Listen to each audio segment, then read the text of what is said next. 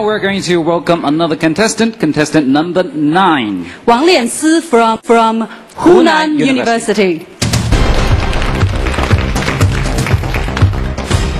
Hello, how are you? Hi. You're good? Too nervous. Too nervous? No need to be nervous. Indeed, there's nothing to be afraid of instead of just those 3 gentlemen over there. You like cooking. Tell us what kind of food you cook normally. I like shrimps. So at home, I'll cook all kinds of shrimps, which actually have pleased my mother a lot. But I guess, when you finish this competition, your mother will treat you with a dish, the lobster dish. She's in hospital right now. Oh, yeah. Well, all the best wishes to her. Thank you. Are you ready to give the prepared speech? Yeah. Now take on your challenges. Okay.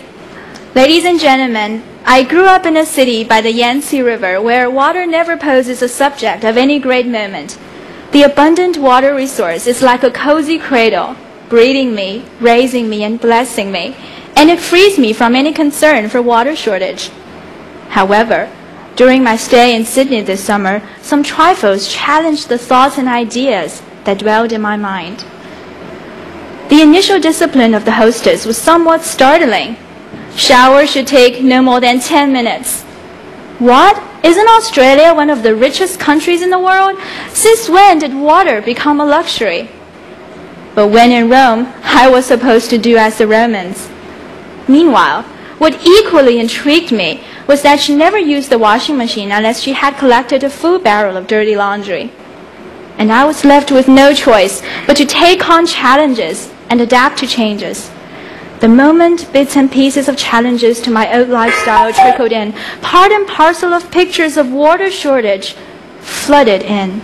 Australia is the driest inhabited continent on Earth. Over 80 countries suffer a water shortage that threatens health and economy, and 40% of the world's population still has no access to clean water or safe sanitation. To someone from a place never afflicted with water problems, the challenges I came across are far from delightful, while the changes I've made are far from painful.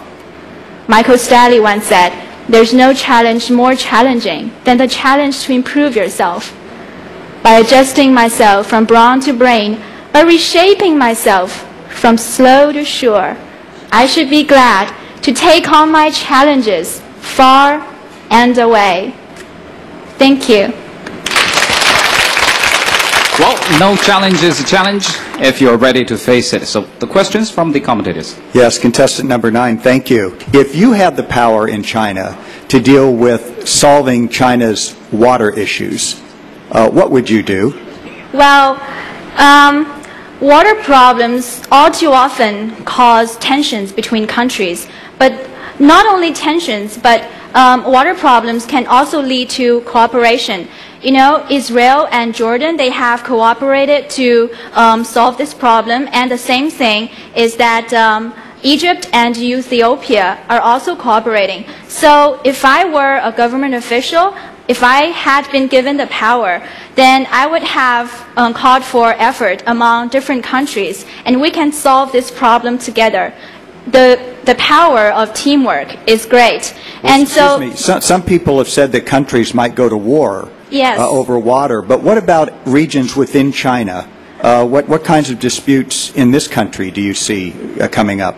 Okay, I don't know if Mr. Lucas has heard a project in China that is transferring the abundant water resources in the south to the north using a very, very large pipeline. So I think this project, although it has cost a lot, it has reached far-reaching results. And in future, it will create abundant water resources in the north as well. Thank you. Good. Thank you. Thank you.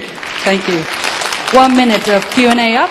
Now you will give us an impromptu speech. Please pick a number. Number 9.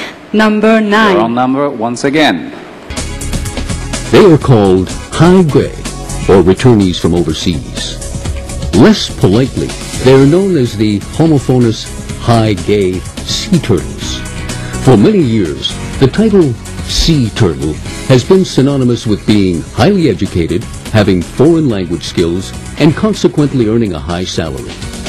These days, however, the sea turtles, maybe because there are too many of them, or because China's own homegrown talents are now flourishing, are not as sought after as they once were, nor are their salaries the envy of their colleagues.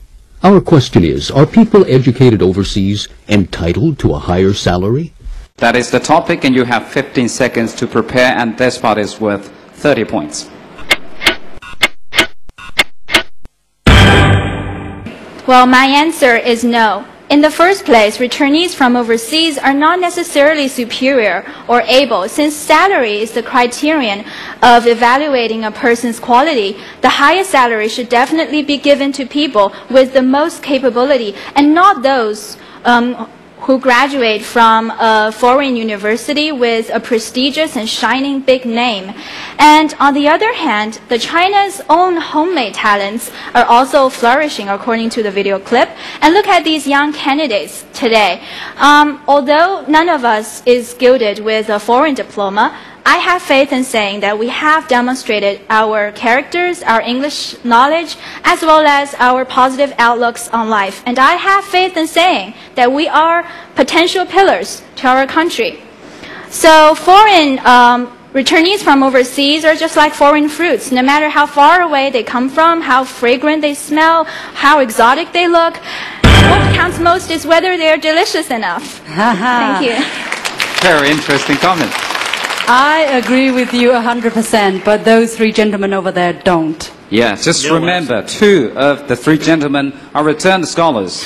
I think you are sadly wrong in terms of saying that they do not deserve the high salary. On the contrary, we argue for a higher salary for these returnees because first thing first, for the international exposure, and secondly, they are the kind of state-of-the-art expertise and knowledge they bring back to China or maybe any other countries. Now, thirdly, they're also very well known for being kind of using interpersonal skills in communicating. Well, you do have a point. However, you mentioned that they have communication skills. But are you trying to say that these employees, these college students who are studying in China do not have that communication skills? No. I'm a college student. I study in Hunan University, but I don't see that I'm in lack of any communication skills. And secondly, you mentioned that they are exposed to foreign cultures, so they have a state-of-the-art expertise. But you have to know that China's higher education is also flourishing. Beijing University, Tsinghua University, as well as universities in Hong Kong, they can also compete with foreign universities as well. And the third point I remember you said was they are more professional or but, you know, many people refer to the returnees from overseas as bananas. They have yellow skins, but inside they're white. But personally, I don't like eat bananas. And I doubt that those employers in the companies will like bananas. We need apples. We need other common fruits as well. What's wrong with being a banana, as long as we can kind of reach a deal? Being a banana is fine, but are you willing to pay like 10 yuan for a banana when you can enjoy the same nutrition by paying 5 yuan for an apple? Of course not. I mean, each kind of fruit should be treated equally, and it doesn't mean that you're a banana. You have to be paid in a higher price or you're in any way superior than those common fruits. If you're a Harvard Business School MBA and you're working in Beijing, you are entitled to a salary of amounting to $100,000 US. You have a problem with that? I don't have a problem with that as long as he has the ability. We're talking about whether these returnees... Then his salary will be much higher than the same MBA from Peking University and Tsinghua University. Well, I have here a very typical example for you. Does the audiences know QQ? Well, of course you do know. And the founder of the Tencent company is Ma Huateng, and he graduated from Shenzhen University. He has never been abroad, but now this brand... Irrelevant case. This is an irrelevant case. We're just talking about entrepreneurs can be very successful. That's extreme. On average terms, people with overseas education, particularly leading schools, end up much better financially. Right. Think about Yang Lan, for example, and she actually is now the head of the corporation, a kind of multinational corporation, and she's a graduate from Columbia University. Yang Lan is very successful, but our hostess Liu Xing is also very successful.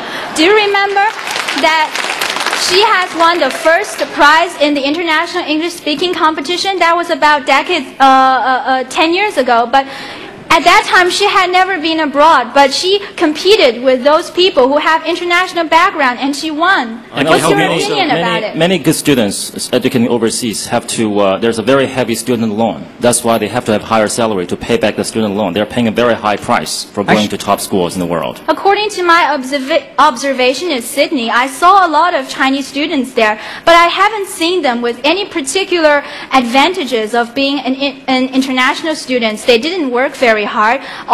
They were very rich students, so they went to Sydney, but they didn't study well.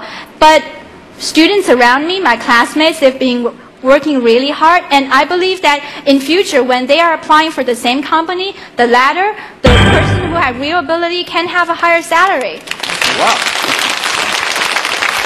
Indeed, well done. Thank you very much, Lian. You know, I want to hug you, but I don't think I should do that anyway.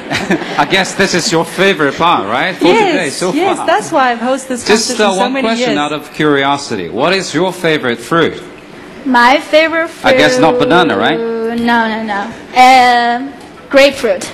Right. Well, to continue on the fruit analogy, you would be a pineapple in my dictionary, which is tough and piney on the outside and sweet on the inside. Thank you. That's a compliment. Nice. There are plenty of eggs sitting here. Have you ever thought about this? White on the outside and yellow on the inside. What do you think of them? Well, I think eggs are much better than bananas because eggs, they are symbols of life. They can become chickens, but bananas, they decay and you cannot eat them after a certain period. I really would like to comment on one point that I noticed that's very different in you from some of the other contestants that I've observed, which is that you're not afraid of stating your point of view from the very beginning. You rose to the challenge, for sure, I think. I think you became the challenge for them. Yes. Let's see how she did. Let's take a look at her score. The highest score and the lowest score will be taken out, and the final score for contestant number 9 is 96.550. Thank you. My supporter!